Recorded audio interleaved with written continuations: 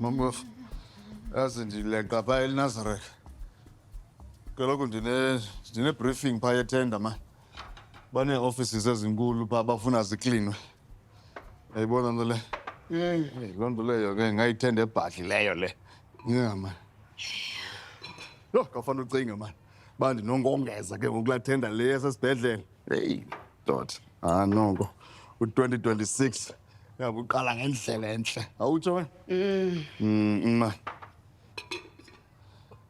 Yazi, ndiye ndadibana noZethu man. Ewela apha, ewela indlela. Ndiyacinga mamgwevu man.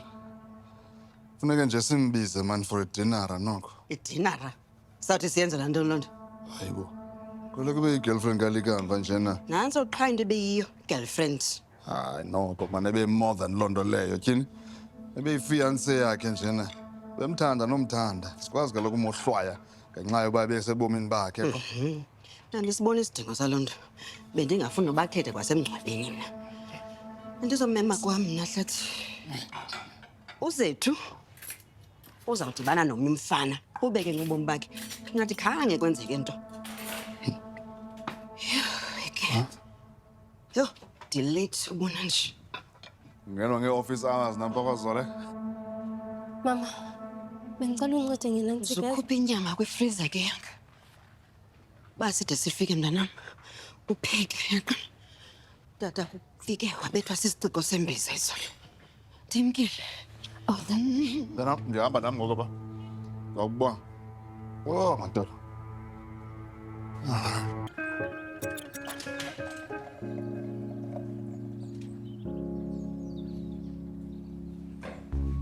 Oh, yazi uhambe isikhathi esithi.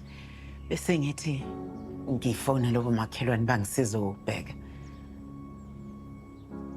Yeah, une-coffee shop nje khona la khoneni. Ngahlala ngaphuza i-coffee. I-coffee shop. Wena, i-owner ye-restaurant elibhizi la eNorth.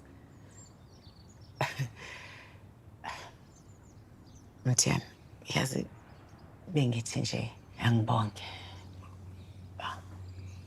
Oh, ukuthi uvumile ukwenza lo msebenzi. It means a lot kulwandle. Ulwandle bese ngibongile. Akuyonto ebalulekile kumina. Mthiyane, singeke sikhulume nje Ayikho into esoyikhuluma. Hlengiwe. Ngiye ngathi umuntu wesintu. Washo ukuthi ulwandle kufanele simgeze namhlanje.